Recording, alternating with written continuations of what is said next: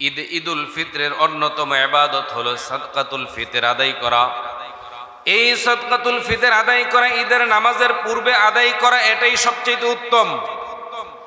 সাদকাতুল ফিতর আদায় করা, এই ব্যাপারে আমরা আগেও কথা বলেছিলাম। সাদকাতুল ফিতর সর্বনিম্ন হলো 110 টাকা আর সর্বোচ্চ হলো 2805 টাকা। যার যেটা হয় আপনারা এটা আদায় করে দিবেন। আল্লাহ তাআলা আদায় করার তৌফিক দান করুন, বলেন আমিন। ঈদের দিনের কিছু সুন্নত আছে।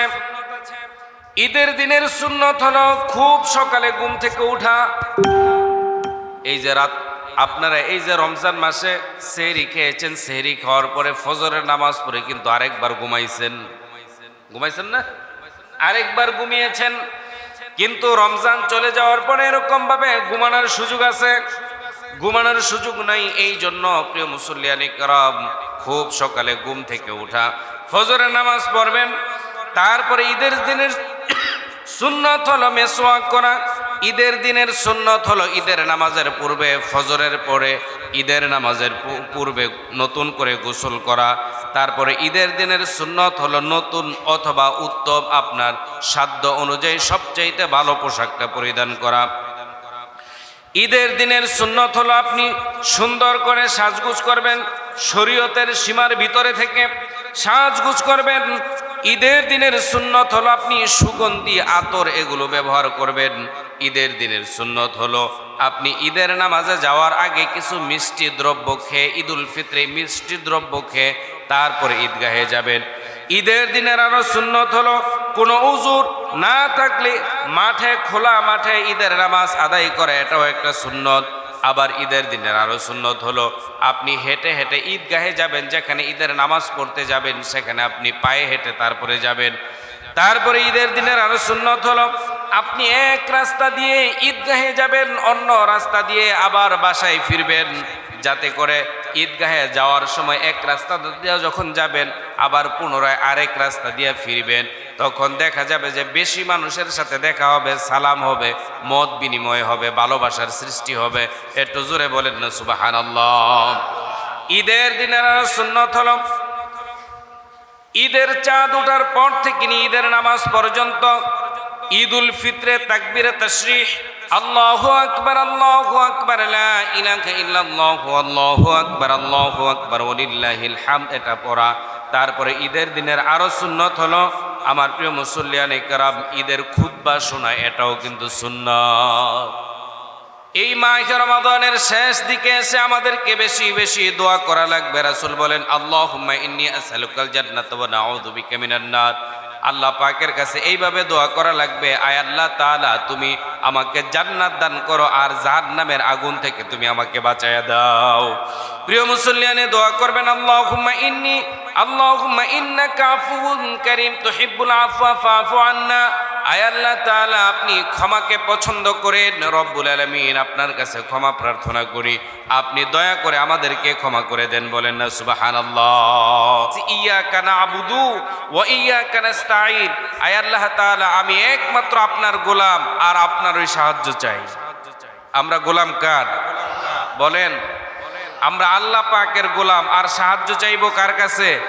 আল্লাহ পাকের কাছে। আমরা আল্লাহর কাছে ওয়াদা দিচ্ছি প্রতিদিন নামাজের ভিতরে আপনি পুরা রমজান মাসে 2000-এরও বেশি আপনি আল্লাহ পাকের সামনে দাঁড়িয়ে রোজারত অবস্থায়, রোজা ভাঙ্গার পরেও রাত্রিবেলা আপনি এরকম ভাবে আল্লাহ পাকের সামনে ওয়াদা দিচ্ছেন যে আল্লাহ আমি তোমার গোলামি করি আর তোমারই সাহায্য চাই। মাহে রমাদান চলে যাওয়ার পরে কি সেই আল্লাহর গোলামি বাদ দিবেন? বাদ দেওয়া যাবে? বাদ দেওয়া যাবে না। না সে আল্লাহ পাকের সাহায্য চাওয়া বাদ দিবেন? তাহলে বোঝা গেল মাহে রমাদানে যে আল্লাহর গোলামি করেছি, আপনার সামনে খাবার ছিল, খাওয়ার সাধ্য ছিল, ক্ষুধা ছিল, সব ছিল, তারপরে আপনি মাহে রমাদানে খান নাই। কার ভয়ে? কার আদেশ পালনার্থে? আল্লাহর আদেশ পালন করতে গিয়ে আপনার সামনে খাবার ছিল, খাবার পেটে ক্ষুধাও ছিল, তারপরে খাবার গ্রহণ করার মতো সমস্ত সুযোগ সুবিধা ছিল, কিন্তু আপনি খান নাই আল্লাহ পাকের ভয়ে। যেই আল্লাহ পাকের ভয়ে আপনি এত কষ্ট করলেন, রোজা রাখলেন, মাহে রমাদান চলে যাওয়ার পরে ওই আল্লাহ পাকের নাফরমানি কি আবার শুরু করব? সাবধান হতে হবে। প্রিয় মুসল্লিয়ানে কেরাম, মাহে রমাদানে আমরা প্রতিদিন 5 ওয়াক্ত নামাজ আদায় করেছি। রমজান চলে যাওয়ার পরে স্বাভাবিকভাবেই ইবাদত বন্দিগির মধ্যে কিছুটা কমতি হয়ে যাবে, স্বাভাবিকভাবেই হবে। কিন্তু তার মানে এই নয় যে 5 ওয়াক্ত নামাজ আপনি বাদ দিবেন। কম কিভাবে হবে? কমটা যেরকম আপনি এশারের নামাজের পরে অতিরিক্ত তারাবির নামাজ আদায় করেছিলেন, এখন তো রমজানের যাওয়ার পরে আর তারাবি পড়ার সুযোগ আছে, তাহলে নামাজ তো এখানে অটোমেটিক 20 রাকাত কমে গেল। মাহে রমাদানে আপনি সেহরির সময় উঠেছেন, উঠে তারপরে ওযু করে আপনি তাহাজ্জুদের নামাজ পড়েছিলেন। মাহে রমাদান চলে যাওয়ার পরে আপনার নিয়ত করে প্রতিদিন কিন্তু আপনার উঠা হবে না। হবে নাকি? এখন তো সকলেই উঠেছেন, আর এখন তো মসজিদের মাইক দিয়ে এলান দেওয়া হয়েছে, আশেপাশের বাসার কেউ যদি না উঠে তাকেও ডেকে উঠিয়ে দেওয়া হয়েছে। রমজান চলে যাওয়ার পরে কি এই ধরনের কোনো কাজ করা হবে নাকি? প্রিয় মুসল্লিয়ানে কেরাম, যদিও এই ধরনের মসজিদ থেকে ডাকা হবে না, পাশের ফ্ল্যাটের কেউ ডেকে দিবে না, আপনি আপনার নিজের তাগিদায় যখন পারেন, ঘুম যখন ভেঙে যাবে তখন ঘুম থেকে উঠে তাহাজ্জুদের নামাজ পড়ে তারপরে আল্লাহ পাকের সাহায্য চাইবেন। চাওয়া যাবে কি যাবে না? মাহে রমাদানে 1 মাস এই তাহাজ্জুদের অভ্যাস করেছেন, তাহাজ্জুদ পড়েন নাই হয়তো অনেকে, সেহরি খেয়েছেন, এই যে উঠার একটা অভ্যাস করেছেন, তার মানে কি তাহাজ্জুদের সময় হলে আপনার ঘুম ভেঙে যাবে? এখন ঘুম ভাঙে না। প্রথম দিকটা ডাকাডাকির করা লাগছে, কিন্তু কয়েক রোজা যাওয়ার পরে কি এখন আর ডাকা লাগে? তার মানে এখন অটোমেটিকলি ঘুম ভেঙে যায়। তাহলে এই যে একটা অভ্যাস হলো, এই অভ্যাসটাকে ধরে রাখা দরকার আছে না? প্রিয় মুসল্লিয়ানে কেরাম, মাহে রমাদান আমাদের মাঝে সিয়াম নিয়ে এসেছিল, সিয়ামের মাস রমজান মাস। রমজান তো চলে যাবে, তার মানে কি সিয়ামও শেষ হয়ে যাবে নাকি? রাসূল করিম সাল্লাল্লাহু আলাইহি ওয়াসাল্লাম তিনি প্রতি সপ্তাহে 2 দিন রোজা রাখতেন, সব বৃহস্পতিবার। যারা বেশি রোজা রাখতে চান তারা এভাবে রাখতে পারেন। আবার রাহমাতুল লিল আলামিন প্রতি চন্দ্র মাসে 13, 14, 15 3 দিন আইয়ামে বীজের রোজা রাখতেন। আপনারাও তা রাখবেন, রাখার চেষ্টা করবেন। আল্লাহ তাআলা রাখার তৌফিক দান করুন, বলেন আমিন। প্রিয় মুসল্লিয়ানে কেরাম, বছরে 5 দিন আল্লাহ তাআলা বান্দাকে রোজা রাখা হারাম করে দিয়েছেন, নিষেধ করে দিয়েছেন। তার একটা হলো শাওয়ালের 1 দিন, শাওয়ালের 1 তারিখ, শাওয়ালের 1 তারিখ, তার মানে হলো 2 ঈদের 2 দিন এবং কুরবানির ঈদের পরে আরো 3 দিন। এই মোট 5 দিন রোজা রাখা আল্লাহ হারাম করে দিয়েছেন। এছাড়া আপনি ইচ্ছে করলে যেদিন ইচ্ছা সেদিনই রোজা রাখতে পারবেন। সুবহানাল্লাহ। সম্মানিত মুসল্লিয়ানে কেরাম, এই মাহে রমাদান চলে যাওয়ার পরে শাওয়াল মাসে অতিরিক্ত 6টা রোজা আছে। রাসূল বলেন, মান সামা রমাদান সুম্মা ইত্তাবি' সিত্তাম মিন শাওয়াল কানা কাসিয়ামিদ দার। রাসূল করিম সাল্লাল্লাহু আলাইহি ওয়াসাল্লাম বলেন, মাহে রমাদানের পরে শাওয়ালের চাঁদে তোমরা অতিরিক্ত 6টা রোজা রাখো। বলেন সুবহানাল্লাহ। যা রাসূল করিম সাল্লাল্লাহু আলাইহি ওয়াসাল্লাম রেখেছেন, মাস যদি হয় 30 দিনে, তাহলে একটা রোজা রাখলে আল্লাহ তাআলা 10 গুণ সওয়াব বাড়ায় দিবেন। তাহলে 3 দিনে হবে 1 মাস 30 দিন, আবার 3 দিনে হবে 1 মাস, আর 1 মাস রোজা রাখায় আল্লাহ তাআলা সেখানে দিবেন 10 মাস। তাহলে শাওয়াল মাসে যদি আরো 6টা রোজা রাখেন তাহলে হয়ে যায় 12 মাস। পুরা 12 মাস রোজা রাখলে যেই সওয়াব, আল্লাহ তাআলা সেই সওয়াব আপনার এবং আমার আমল নামায় আল্লাহ তাআলা দিয়ে দিবেন। সুবহানাল্লাহ। প্রিয় মুসল্লিয়ানে কেরাম, কিতাবের মধ্যে এসেছে রাসূল করিম সাল্লাল্লাহু আলাইহি ওয়াসাল্লাম থেকে বর্ণনা, কেউ যদি আল্লাহ পাকের দিকে আধা হাত এগিয়ে যায়, আল্লাহ পাকের রহমত তার দিকে 1 হাত এগিয়ে যাবে। সুবহানাল্লাহ। কেউ যদি হেঁটে হেঁটে আল্লাহ পাকের রহমতের দিকে এগিয়ে যায়, আল্লাহ পাকের রহমত তার দিকে দৌড়ায় আসে। কেউ যদি আল্লাহকে একবার আল্লাহ বলে ডাক দেয়, আল্লাহ তার 70 বার সাড়া দিয়ে বলে, বান্দা তুই কি চাস, আমি হাজির। সুবহানাল্লাহ। তাহলে এমন আল্লাহকে রমজান মাস ব্যাপী ডেকেছেন, রমজান চলে যাওয়ার পরে সে আল্লাহকে ডাকা দরকার আছে না নাই? আমার প্রিয় মুসল্লিয়ানে কেরাম, সেই জন্য সে আল্লাহকে আরো বেশি বেশি আমরা ডাকবো। প্রিয় মুসল্লিয়ানে কেরাম, হাদিসের মধ্যে এসেছে রাসূল করিম সাল্লাল্লাহু আলাইহি ওয়াসাল্লাম বলেছেন, রাসূল করিম সাল্লাল্লাহু আলাইহি ওয়াসাল্লাম বলে দিয়েছেন, রমজানের সর্বশেষ রাত্রি আল্লাহ তাআলা রোজাদারের সকল গুনাহগুলোকে আল্লাহ তাআলা ক্ষমা করে দেন। সুবহানাল্লাহ। রমজানের শেষে, রমজান শেষ হয়ে গেছে, আর আজকের রাতটা হবে ঈদের রাত। আজকের রাত, যেই রাত্রটা আসছে, সেটি কিসের রাত? ঈদের রাত।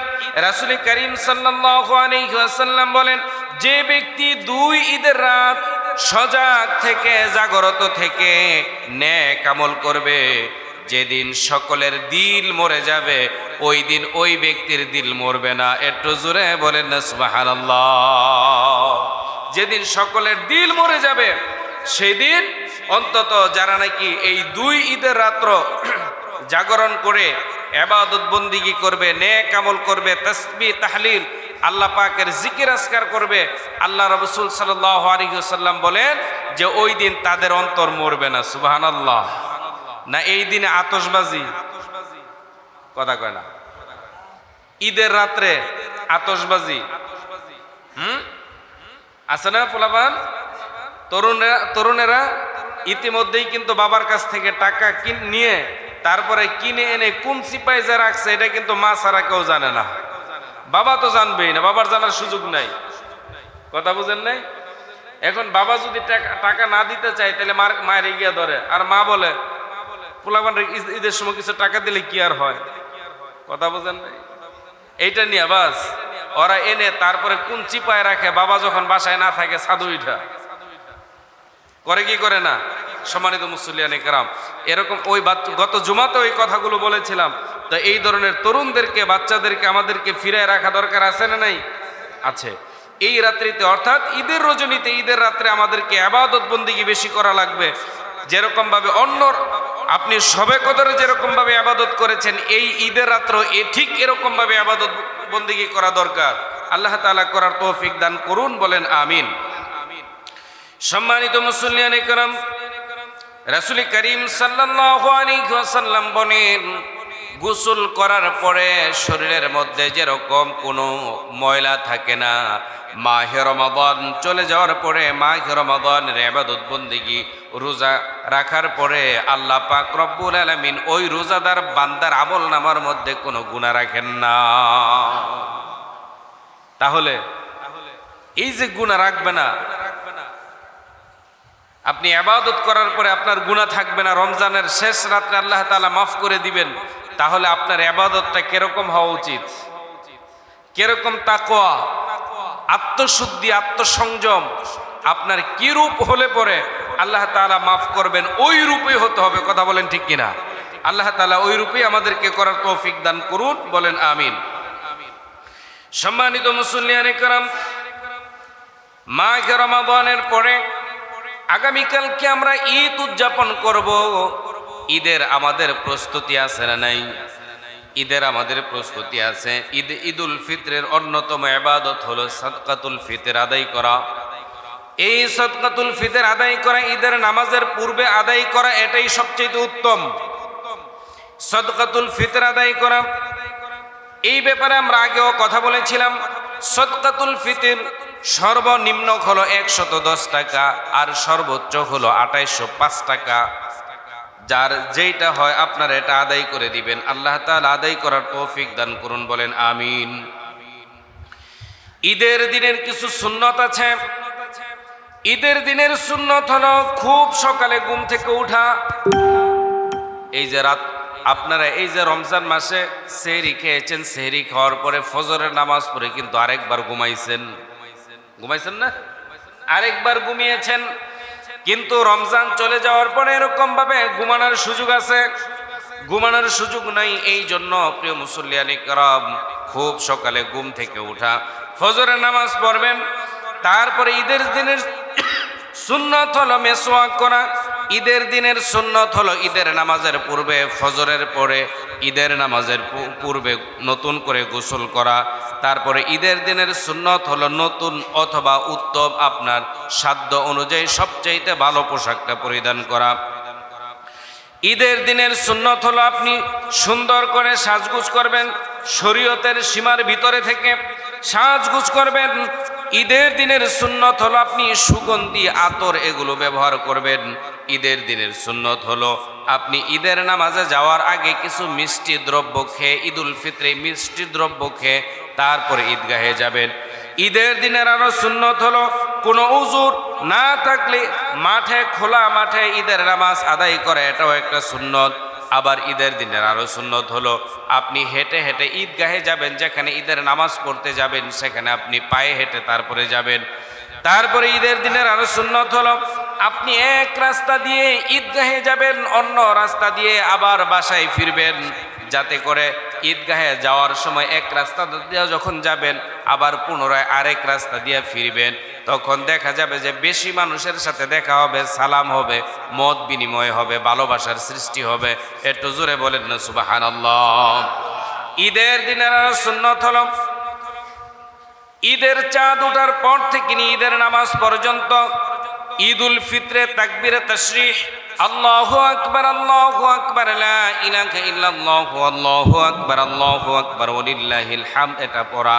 তারপরে ঈদের দিনের আরো সুন্নত হলো আমার প্রিয় মুসল্লিয়ানে কেরাম ঈদের খুতবা শোনা, এটাও কিন্তু সুন্নাত।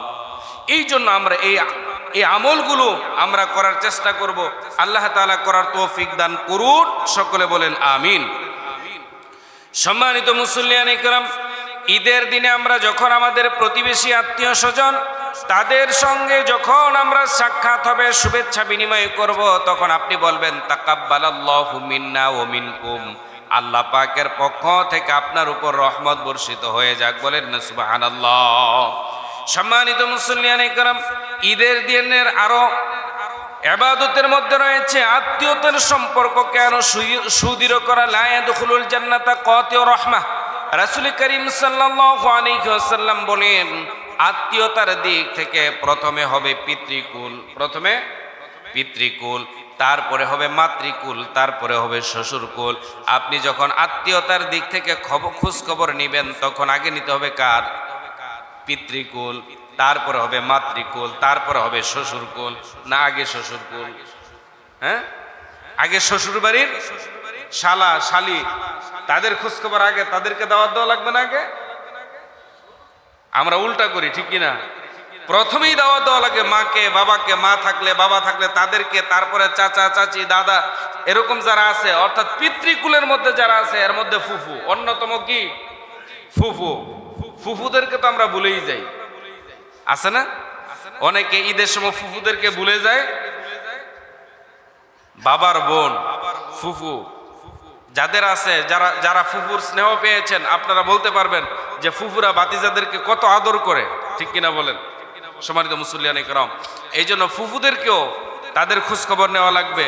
তারপরে মাতৃকুল, মাতৃকুলের মধ্যে মামা এবং খালা, তারা বেশি আদর করে বাগিনা বাগনিদেরকে, এই জন্য তাদের খোঁজ খবর।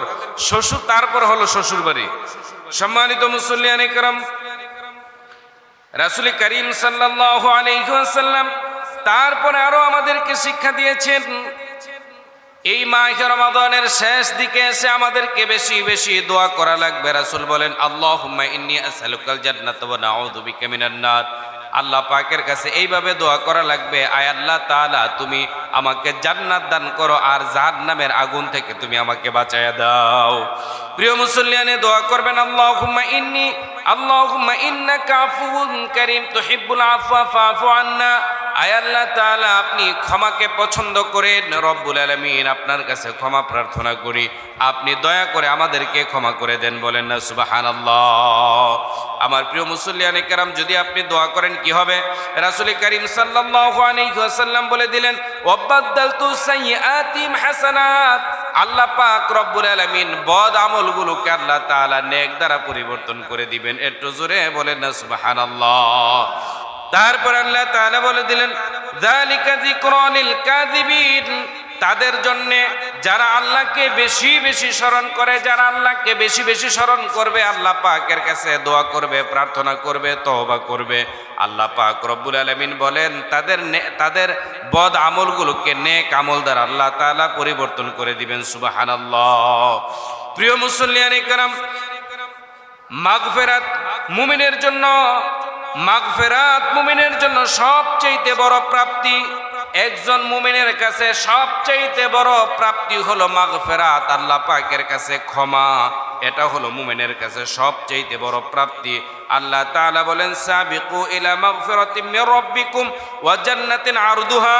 আল্লাহ তাআলা বলেন তোমার মালিকের পক্ষ হতে ক্ষমা ও জান্নাতের জন্য এগিয়ে যাও। প্রিয় মুসল্লিয়ানে কেরাম, আল্লাহ পাকের কাছে আমরা তো ক্ষমা চাইব। মাহে রমাদানে আপনারা রোজা রেখেছেন, ইবাদত বন্দেগী করেছেন, এর মাধ্যমে মালিকের পক্ষ থেকে আপনারা ক্ষমা পেয়ে যাবেন এবং জান্নাতের দিকে আরো এগিয়ে যাওয়া লাগবে রমজান চলে যাওয়ার পরে। একটু জোরে বলেন সুবহানাল্লাহ। প্রিয় মুসল্লিয়ানে কেরাম, রোজার উদ্দেশ্য ছিল তাকওয়া অর্জন, তাকওয়া অর্জন করা।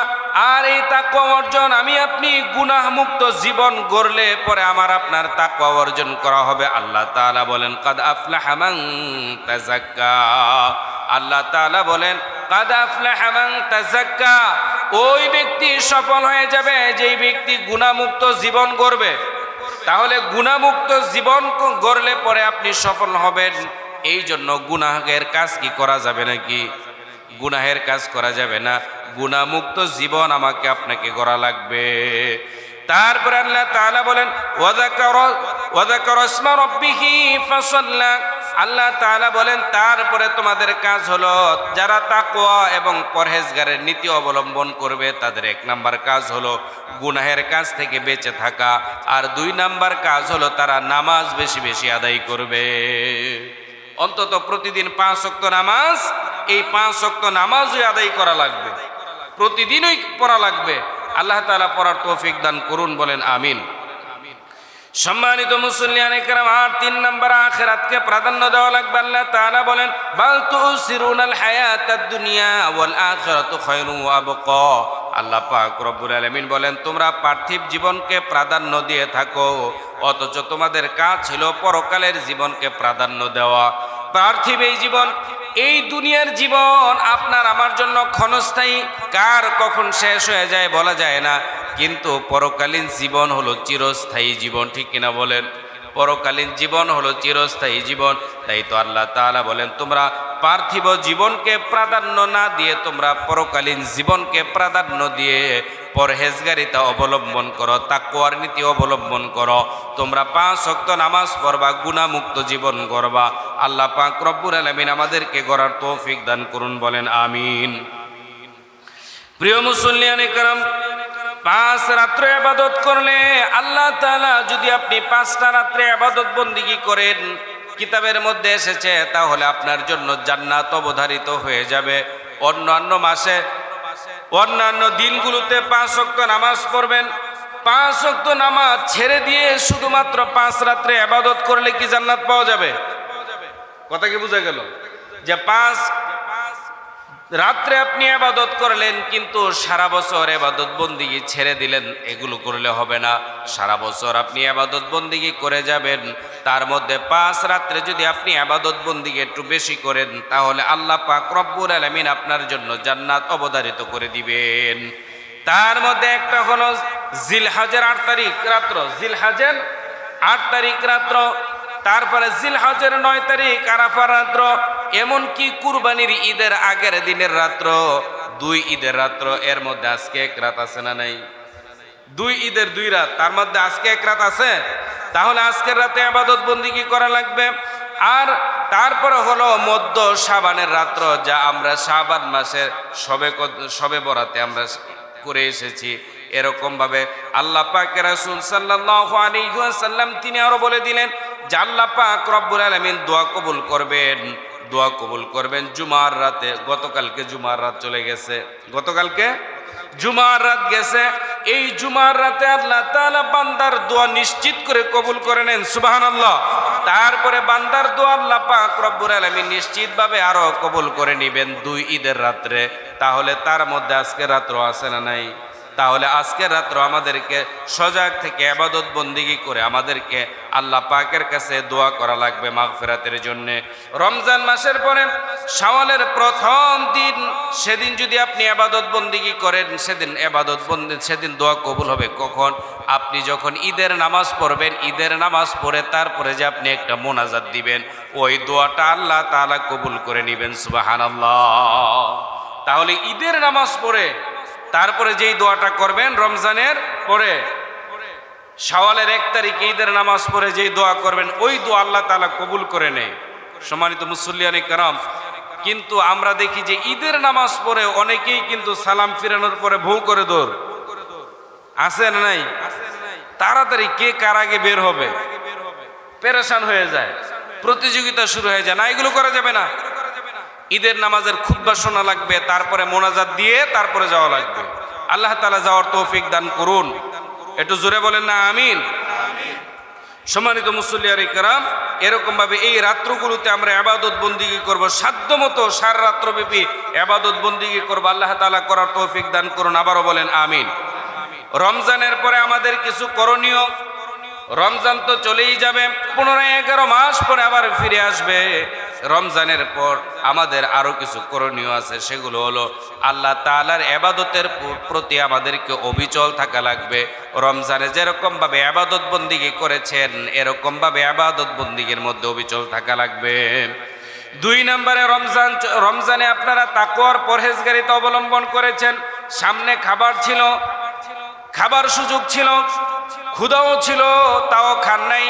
তার কারণ হলো আল্লাহ তাআলা তখন আপনার হালাল খাবারটাকে হারাম করে রেখেছিলেন, এই জন্য খান নাই। খাবার কিন্তু হালাল, কিন্তু সময়টা রোজাদারের জন্য হারাম, ওই সময় খাবার গ্রহণ করা যাবে না। এই জন্য আল্লাহকে ভয় করে তাকওয়ার নীতি অবলম্বন করে আল্লাহ পাকের নির্দেশ মেনে আপনারা খান নাই। এরকমভাবে রমজান চলে যাওয়ার পরে এই তাকওয়ার ধারাবাহিকতা, আল্লাহ পাক রব্বুল আলামিনের এই তাকওয়ার ধারাবাহিকতার নির্দেশ দিয়েছেন, যা আমরা পালন যেন আমরা করে থাকি। রমজান মাসে অনেকেই কিন্তু মিথ্যা কথা কম বলছে, আছে না নাই? অনেকে এরকম, অনেক ব্যবসায়ীরাও দেখবেন যে মিথ্যা কথা কিন্তু অনেকটা ছেড়ে দিয়েছিল।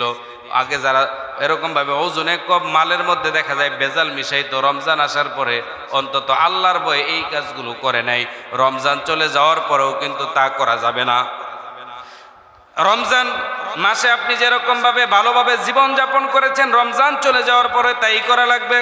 তারপরে নেক আমলের ধারাবাহিকতা বজায় রাখা, রোজা রাখছেন, নামাজ পড়ছেন, তেলাওয়াত করছেন, রমজান চলে যাওয়ার পরে দেখা যাবে অনেককে কোরআনুল কারীমটা ওই যে সুকেস বা তাকের উপরে রাখছে, বালু পড়তে পড়তে অনেকটা উঁচু হয়ে গেছে, কিন্তু সারা বছর কোরআন শরীফ ধরেও না, পড়েও না।